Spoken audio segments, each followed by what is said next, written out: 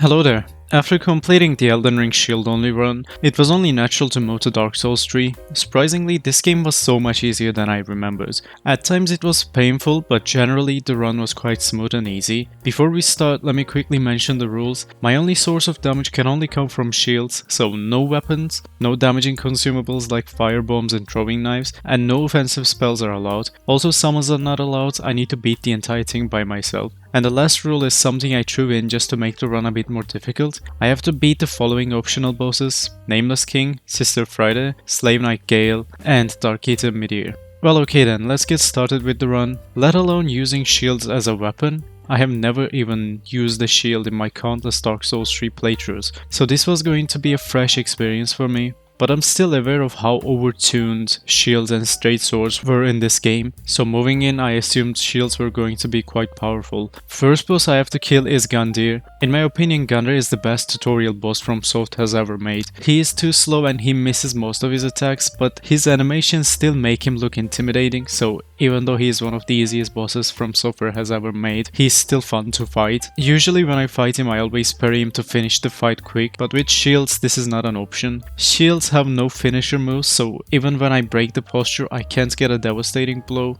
Even though my damage is really low, as long as I circle around him he never gets an opening to hit me. So fight is easy and smooth, and surprisingly shield is also breaking his posture way more than I was expecting. Tutorial boss goes down as expected. My low damage is a bit worrying, but unlike Elden Ring, Dark Souls gives you a shield that blocks 100% of the physical damage right away, so at least I don't need to worry about the damage I receive.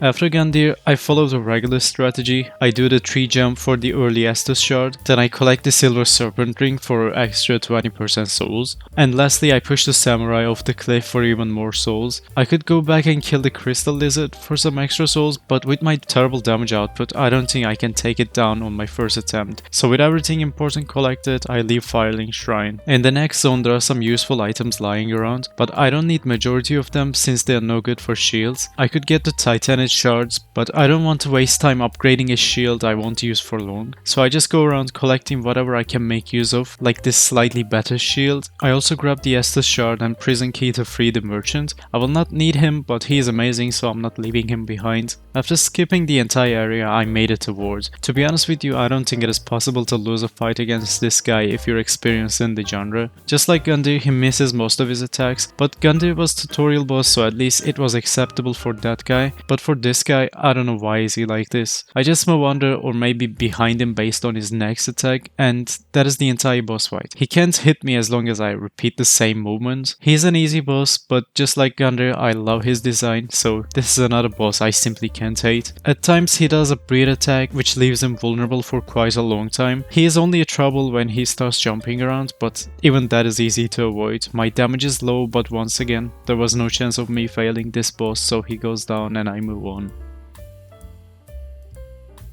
Next location is Undead Settlement. There are a lot of useful items here, yet I decided to pick Loretta's bone. Even though it serves zero purpose, I'm invested in this merchant's questline, so I'm picking the bones anyway. Next I picked the Estus shard, and now I'm facing the biggest and the most important decision of my playthrough. Onion Knight has the best offensive shield in the base game. It is nothing crazy, but it is simply the best option I have. But the issue is I don't want to kill Onion Knight. He's one of my favorite NPCs in the franchise, so I decided to leave him to his fate. If he beats the demon by himself, I'll leave him alone, or maybe I will even do his questline. If he dies, I'll just pick up his shield and move on. And of course he decides to absolutely destroy the demon, so no cool shield for me for now. It is fine though, I had a backup plan. There's another shield that only does 1 less damage than Pierce shield, but instead it applies bleed, so potentially it is an even better option in some of the encounters. And the best part is getting that shield won't morally challenge me. There's an optional boss in the Undead Settlement, but he's only relevant if you want to use boss weapons, so I just skip him. My preparation phase in the Elden Ring challenge was way too long, like 4 hours or something, and I don't want to repeat it in the Dark Souls 3, so I'm just skipping anything that isn't mandatory for this challenge. I pushed the invader off the cliff just like the samurai at Firelink Shrine. I picked the Undead Bone Shard, and then I moved to next zone. Before going to Road of Sacrifices, I decided to spend my souls, so I leveled up a bit. There isn't much to do here yet. I cheesed the gank duo near the ladders for a millionth time, and then I moved on. Now you probably remember one of the most important parts of my shield build in the Elden Ring challenge was a spell called Scholar's Shield. Well, it also exists in Dark Souls 3. I don't know how useful it will be, but knowing how important it was in the Elden Ring, I decided to grab it anyway. There are several NPCs that are selling magic shield sorcery. I decided to buy it from Orbak since he is already in this zone, but he has a condition. If you have less than 10 intelligence, he thinks you're too dumb and he refuses to sell you anything. So I go back and level my intelligence and then I grab Magic Shield. It is a great defensive spell. It adds more stability to your shield. It reduces the damage you receive, and it also adds further damage absorption, so it reduces the damage received by 30% after blocking an attack. I don't know how useful it will be as an offensive tool, but I lose nothing by having this spell, so I take it anyway. Once that was done, I decided to take out Crystal Sage. Normally this boss is simple and easy. He gets staggered after every hit, and he is so slow that most of the time he can't even get an opportunity to attack me. So just as expected, his health goes down rapidly without him being able to do anything in return. However, it is a completely different story during the second phase. He spawns a bunch of clones that are constantly casting spells. Usually I ignore them and finish the boss, but it is not possible in this playthrough due to my low damage output. I also can't throw daggers to quickly destroy the clones, but having them around for too long makes this fight too difficult to beat the boss. On my second attempt, I decided to take it slow and destroy all the clones anytime they spawned. It was definitely the slowest strategy I could come up with, but in the end it worked out and I was able to take the boss down. The reason why I even killed Crystal Sage is just to reach the cathedral. There's a really powerful shield waiting in the cathedral, which is the alternative to the pierce shield I mentioned earlier. I don't need anything else in this area, so I just run past everything. To get Spike Shield, I have to beat Kirk. I'm way below the intended level and I do little to no damage, but luckily NPC invaders in Dark Souls 3 lack the brain cells to possess any threat. He is easy to stun and he is constantly doing the same thing over and over again. After a couple minutes of dueling, I'm only 1 or 2 hits away from taking him down, but then he decides to one-shot me. Second try he goes down and I finally have a decent shield, but I highly doubt this will be enough by itself against Deacons of the Deep. It's a boss fight with a timer, and if you don't kill the boss fast enough, you'll die due to the course build-up. Naturally, I decided to go back and collect some upgrades. There isn't much going on here. I picked the Estus shard. Also, while I was there, I decided to extinguish the braziers, so when the time comes, I can go to Abyss Watchers right away. I died in the process, but we don't talk about that. Next, I grabbed the Dream Chaser's ashes in case I need something from that. For the shield build, I don't need any of the offensive stats other than strength, so I went back to Firelink Shrine and bought Sorcery Spook. This will cut the fall damage, so I can go back to Undead Settlement and grab the heavy infusement. After upgrading and infusing the shield, I believe I'm ready for Deacons of the Deep. Boss fight itself is quite straightforward and simple. I have to look for the red glowy dudes and then yeet them off the mortal realm. However, it doesn't go as planned. The shield has terrible reach and I can't stun the enemies around me, which results in them constantly stunning me. As a result, I die over and over again. I can't seem to kill this boss fast enough before I run out of time. If I play too aggressively to sneak in some extra damage, I always end up dying anyways, so it is time to upgrade my setup even further. I went back and killed 2 of the giants before the boss room to get some easy large titanite shards. Giants are slow and predictable, so they weren't an issue, but I don't want to settle down with just a single upgrade to my shield, so I went back to Undead Settlement once again to grab Mortician's ashes. With this I can buy the Alluring Skulls. Alluring Skull distracts enemies and creates a room for me to attack freely. It works just as intended. All the enemies are now angrily staring at the ground while I'm attacking without issues. It is still not the smoothest fight since I don't know the reach of this consumable and I don't want to waste it by throwing it too far away, but it gets the job done. In the second phase, I get really close to dying a couple times. I could make the fight smoother by just throwing some extra Alluring Skulls, but I wanted to keep some for later in case I fail and I need to use them again. Despite all the mess, I managed to take down Deacons of the Deep and I can move on. Right after Deacons, I went to Abyss Watchers. Abyss Watchers is definitely more difficult than the previous bosses, but the difficult part of this challenge hasn't started yet. However, I still managed to die on my first attempt. Shield has a terrible reach and it is really slow, so I can't really land multiple attacks in a row without getting hit. After I stun the boss, there's a good chance he hits back with the dagger attacks, and they're always faster than my shield bash, so I can't really spam my shield attacks even though the boss is staggered so easily. First phase is quite simple. Push the boss until the secondary one spawns, and when this happens, if you're not close to the main boss, he will stop attacking you, and this will give you time needed to take down the secondary boss. In the second phase, it is pretty much the same fight. He has some extra attacks, he hits a bit harder, and his attacks have a secondary hit, but he's easy to reach, so fight is still not difficult. After Elden Ring, this fight just feels incomplete. He definitely should have had some extra attacks at the end of his combos. Some of his combos feel like he stops halfway through right before he does something really cool. Anyways, despite the failed attempt at the beginning, I managed to take him down on my second try, and I can move on. There isn't anything I need in the Catacombs other than the Undead Bone Shard. I collect that and then I move to Smoldering Lake. This is a massive optional area, but I'm not gonna explore all of it. Here I can collect an Undead Bone Shard and an Estus Shard. To get the Undead Bone Shard, I have to beat Solaire. Instead of fighting it like an absolute casual, I just wait behind it while the ballistas are making quick work of it. I don't think I ever fought this worm properly, and I don't see the reason to fight it, since I can just stand still and the ballistas will kill it anyway. After Smoldering Lake, I have to beat High Lord Volnir, officially the most difficult boss in the entire franchise. He is so difficult that I was this close to uninstalling the game. Well anyways, Volnir fight goes just as you would expect. He only has one tricky move, which is when he decides to move forward and then you get stuck under his damaging cloud, but Volnir is always an easy fight, so even though he was moving his arms too much and delaying the inevitable, he goes down on the first try.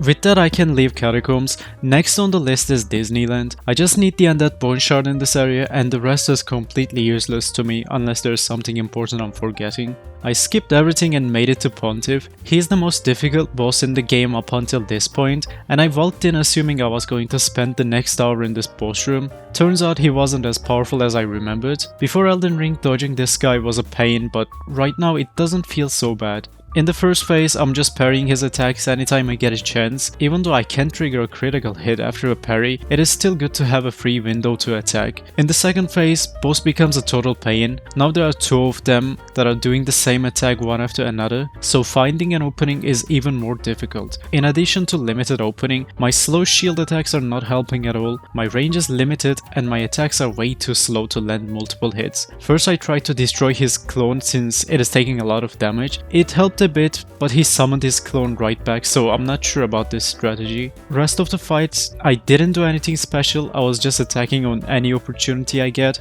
and I took him down without too much problem, but it still took me a couple minutes to get around the second phase.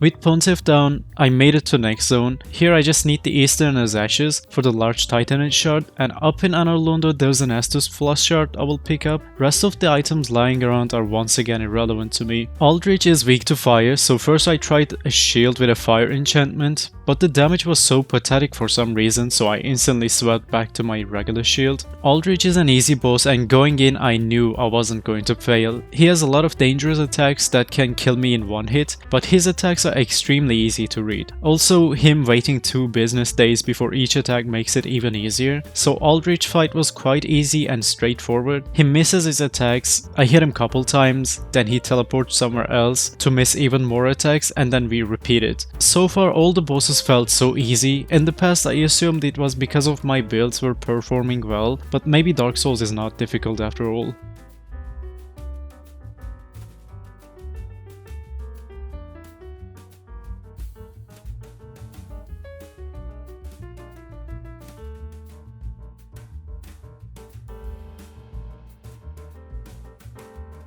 After Pontiff, it is time for the Iritil dungeon. Once again I skipped everything. Right before the Yorm fight there's an Estus shard and Undead Bone Shard. I collected them and went right into the Yorm fight. In Elden Ring I was worried about Rykard, but that one turned out to be a simple boss once I was prepared enough. I assume Yorm could also be a simple fight, even though bleed is not as powerful in Dark Souls. I could still use it to get some extra damage, but for some reason they decided to make Yorm immune to bleeding. I had no way of dealing extra damage. My only option was was just slowly killing him with the shield. Yorm has about 28,000 health and my shield is only doing 44 damage to his legs, and when I rarely get an opportunity to hit his arm, it does 110 damage. So you can imagine how long and painful this fight was. It took me almost 16 minutes to kill this boss, and it was some of the most boring things I have ever done in any From Software game. Thankfully he is slow and easy to read, so he can't really kill me or he can't even hit me, but this was still a terrible fight. After a while I assumed my shield was going to break before I could kill the boss. At one point I staggered him and I dealt a lot of damage to his hand, but other than that this fight was 15 minutes of me just hitting his ankles. After 15 minutes of torture I took him down, and I don't ever want to do something like this again.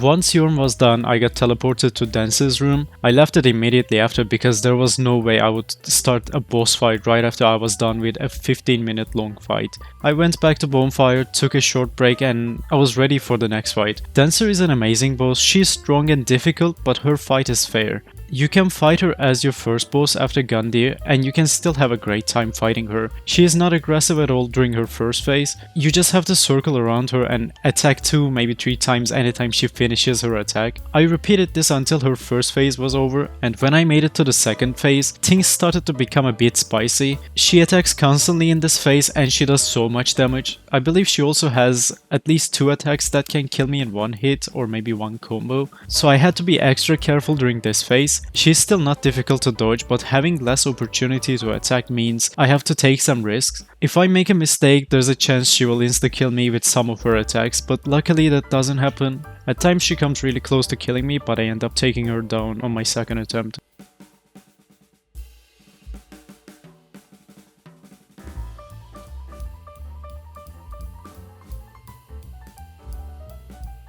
After Dance, I upgrade my shield and rush to the next boss. Blade is going to be completely useless against Dragon Slayer armor, but I rarely make use of it anyways, so I don't worry about it. Dragon Slayer is the most aggressive boss I have come across up until this point. It almost feels like he attacks non-stop. He does both lightning and physical damage, so anytime we trade, I take way more damage than I'm comfortable with. My damage is not too low, but I still have to be really careful if I want to beat this boss on the first attempt. I do what I do against every single boss. I circle around him until he stops attacking, and then I poke him with the shield. Sometimes he moves around really fast during his attack animations, and it is possible he can just throw me off the bridge if I position myself bad, but luckily he never landed an attack that can throw me around the area. This was definitely a fun and action-packed fight, but at the end of the day it was still not a difficult encounter. I take a lot of hits, but he never gets close to killing me, and I beat him on my first try. Next I rush through the archives entirely. I collect the Undead Bone Shard and I make it to the Lothric Prince. I was expecting this to be a difficult fight, but first phase was so easy. His weapon does fire in addition to physical damage, and I take a lot of damage from his attacks even when I block. But luckily he doesn't have a lot of health, so I don't need to spend a lot of time trading hits in this phase. Nothing special happens in the first phase. He has one delayed attack that caught me off guard once, but overall we're just attacking each other in turns. Second phase starts and I was worried about this phase. I wasn't going to deal a lot of damage in this phase, and if I took too long, I'm sure I was going to fail. Thankfully I was getting more opportunities to attack the younger prince than I expected. The fight is pretty much identical to the first phase. Difference is younger prince throws random stuff at me every now and then. I roll towards the boss anytime they attack, and this allows me to go behind and land some hits on younger prince. Second phase takes a couple minutes to beat, but I managed to take them down on my first attempt. Lothric Prince was the last Cinder Lord, so I went back to Firelink and kindly placed them on their thrones. I could go and finish the game right now, but as the rules indicate, I have to go and kill a bunch of difficult bosses now. First I decided to take down Nameless King,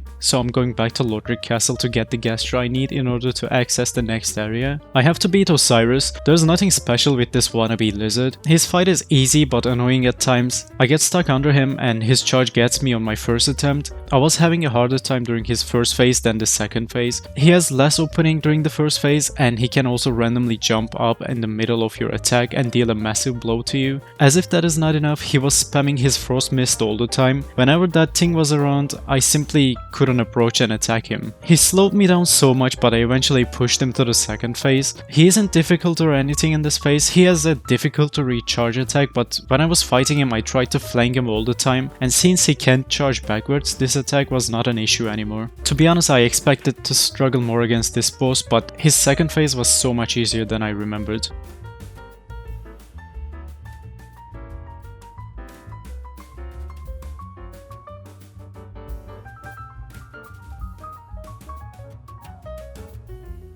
I grabbed the gesture and I made my way to the Archdragon Peak. Here before I reach the Nameless King I have to beat the Ancient Wyvern. I can't do plunge attacks with shields so I have to beat him normally. I wanted to try jump attack but he was never in the correct spot so I just gave up and started fighting him normally. He has almost 8000 health but I'm only doing 12 damage, and as if that is not enough, I also figured he is resistant to bleed, so at this point I was furious. In none of my challenge runs I had such annoying boss fight like Yorm and the Ancient Wyvern. After a really long and annoying fight I finally took him down, but if I had to face another boss like this I would straight up just give up. With the Nameless King I was finally going to fight a difficult boss. None of the mandatory bosses felt difficult, so I had high hopes for this fight. Not the first phase though, the first phase is simple. The only thing difficult in this phase is dying to this boss, to be honest. All I had to do was run up to the boss and hit him in the head anytime he was done with his animations. Due to my shield I was missing more attacks than I was actually landing. First phase lasted almost 5 minutes because I was messing up my attacks and missing opportunities, but in the end the chicken phase was still easy. As long as I ran away from the flame attack that comes from above, I was safe. After 5 minutes of running after that chicken, I took it and moved on to the second phase.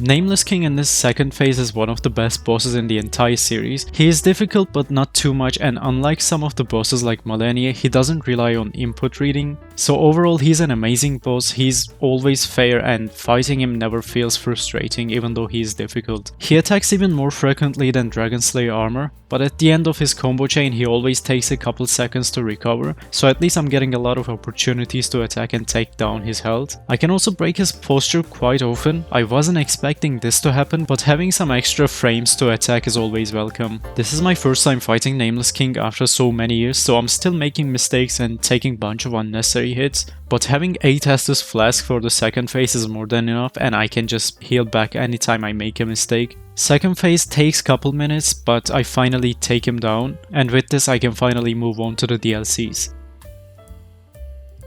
Next on the list is Sister Freda. Before I reach her I need to do a lot of running. It is both great and sad that you can skip the entire DLC and reach the end boss in 10 minutes, but right now this works in my favor so I don't complain. Before I reach Freda I have to beat Wilhelm. He's using one of my favorite great swords in the entire game, so I respect him a lot, but before Freda I decided to use him as a parry practice dummy. I kept parrying him until I felt comfortable with my shield's parry timers because this will be the most important move in the upcoming fight. It is finally time to challenge Sister Freda. To be honest with you, I wasn't sure whether I was going to beat this boss or not. She is already the most difficult boss for me in this game, and now I have to beat her with a terrible build. This was a really big challenge for me, and I simply didn't think I had what it takes. Yet I didn't come all this way to give up on this boss, so I was just going to try until I beat her. Her first phase is not the easiest or the hardest of the three. Her invisibility is tricky, but once you get used to it, this phase isn't so bad after all. I went for some parries and attacked on any opening I found. On my first try I failed, but I think it was for the better since I used way too many Estus Flasks there. Second try I do everything same minus the dying part. This time I do a little better and pass the first phase. Second phase is the easiest part of this boss fight. All I have to do is keep bosses away from each other, and as long as I don't go near Sister Freda, she will stay passive. I had to be extra careful in this phase since I lost too many Estus Flasks in the first phase again, and if I run out of them entirely, that means the last phase of the fight is going to be impossible. I don't have high damage, but in the second phase, Father Ariandel has a really low health pool, so I was pushing their health down quite fast. I don't ever go near Sister Freda unless she starts healing, and if she decides to come near me, I just run away and create distance again. Freda doesn't chase me, but anytime I'm far away from Ariandel, he instantly charges towards me, so that helps a lot when I try to split them. I made it to the third phase without wasting any Estus Flask, and the real fight starts now. She can still be parried in this phase, but I didn't have the luxury to risk my limited healing. She doesn't have attacks that are difficult to dodge like Malenia, so I could run away from her for 30 minutes and I would still be fine. I tried to trigger some attacks that I felt comfortable with, and anytime she did one of those attacks I would move in and get some extra hits, and then I would just run away to create some distance again. I did the exact same thing for over 5 minutes, and she was finally only one hit away from dying. After avoiding her patiently for 5 minutes, I decided to do something really greedy, and this happened. Luckily, she died before screen went to black, so game counted it as a victory. With Ashes of Ariandel done, I made my way to the Ringed City. You can probably guess what is coming next here. I skipped everything and ran to the giant door shield. This is without a doubt the best offensive shield in the entire game, and I am mad at myself for not grabbing this shield earlier. I can't even explain how superior this thing is to any other shield in the game. In Ringed City, I was going to fight the strongest bosses in this game, but with this shield I'm quite confident I will beat the remaining bosses without any issues. After I grabbed the shield, I went back to get the Havel set and the ring to truly become the wall, but I remembered I never beat the 3 boss in the Undead Settlement, and because of that I can't get the Havel's ring. I didn't want to go back and beat the boss just to see if I can get the Soul's transportation thingy or not. I assumed I can't activate it anymore since the NPC is not there any longer, so maybe it is not possible to talk to him. So Havel's set will wait until I get the +3 ring in the next zone. I have to beat Demon Duo before I reach Ringed City. This is one of my favorite bosses in all 3 Dark Souls games. In my opinion, this boss fight is the best duo fight From Software has ever made, and I think it is even better than Ornstein and Smug. Not the setting, but the fight itself is just superior to any other duo fight. They are perfectly balanced and they don't mindlessly jump on you all the time. This is one thing I really want to see in the upcoming Elden Ring DLC. All the duo bosses in Elden Ring were terrible and frustrating. You have a solo boss that comes with another solo boss. They don't work together, so they're constantly attacking you. This is why I hate Godskin duo, Gargoyle duo, Crucible Knight duo, and most importantly the Watchdog duo. That thing is a nightmare when you go there underleveled. Anyways, back to the fight. This shield more than tripled my damage output, and its attack animation is not bad at all. Also, it is doing so much stagger damage, so I get to stun bosses even more often. Now, based on which boss you kill first, the second phase changes a bit. Both demons have a different moveset in the second phase. One of them spends too much time in the air, while the other one just stays on the ground and fires a laser, which leaves them vulnerable for the entire duration. So clearly one of them is faster to beat, but I can't remember which one had the moveset I wanted, so I just randomly killed one of them. This is definitely an intense fight, but it is still manageable, especially with such a strong shield. I only had a hard time on this boss when I was doing a pyromancy only run, but even that had some workaround. Thanks to the new fancy shield, I beat them without any issues. Ringed City has so many amazing items, but I wasn't interested in anything other than the +3 rings, so I'm not going to explore anything. I will just collect whatever I need and I will rush to the bosses. After getting the Cloranti and Havel's ring, I made it to the next boss. You all know how this boss works. It's an NPC boss with some fancy spells, and every now and then they summon a regular enemy that heals the main boss if not interrupted. It is never difficult, so there's nothing to talk about it. If I still had my previous shield, this fight could have been interesting, but I just destroyed the bosses with the giant door.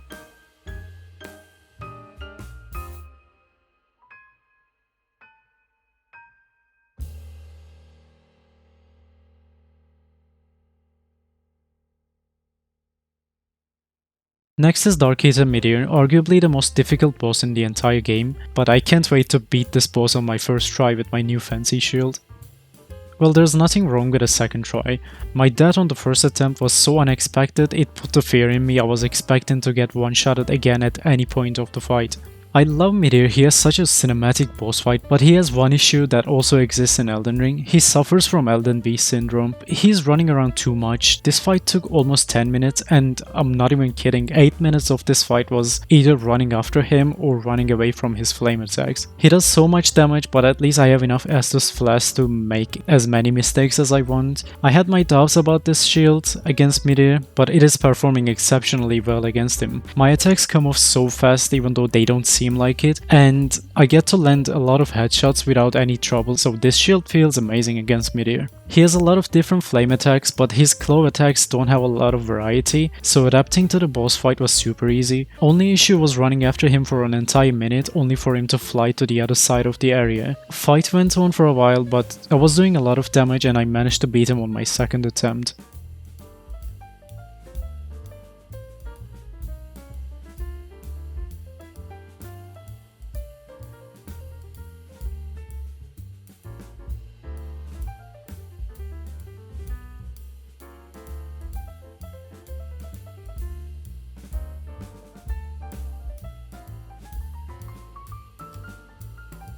Only 2 bosses left before I finish the run. I'm glad I delayed fighting Gale this much because even in Elden Ring there's no humanoid boss as fun as this one. So I was in the 12th hour of my playthrough and I wanted to kill the last boss and be done with it. You will see me trading a lot of hits in this fight, but just like Gale, I also have a lot of health and 14 Estus flasks were more than enough for this boss fight. No matter how many times I beat this boss, his health pool always surprises me. I guess this makes sense since he is the real last boss of the game and the last boss of the whole trilogy. Lore-wise, no matter how you finish the game, cycle continues and someone new starts the Age of Fire. But with this fight, you're at the end of the world. There won't be another Age of Fire or anything in the end, so this fight carries a lot of emotional weight. It was an amazing fight. Thanks to the giant doors, I managed to beat him on my first try.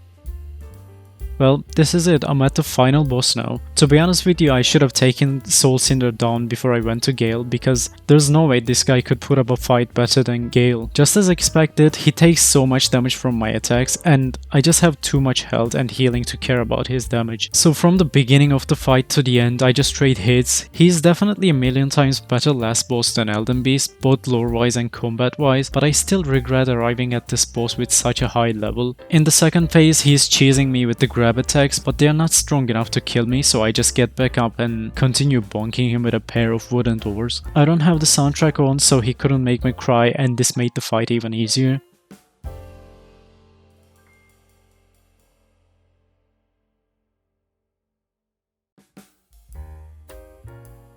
After an easy but satisfying fight, I took him down and the challenge ended right here. Well, thank you all for watching. If you have made it this far, consider liking and subscribing. Also share your opinions and requests on the comment section. I read and reply to all of them. Next challenge run will be Dark Souls 2 Shield only, but until then, see ya.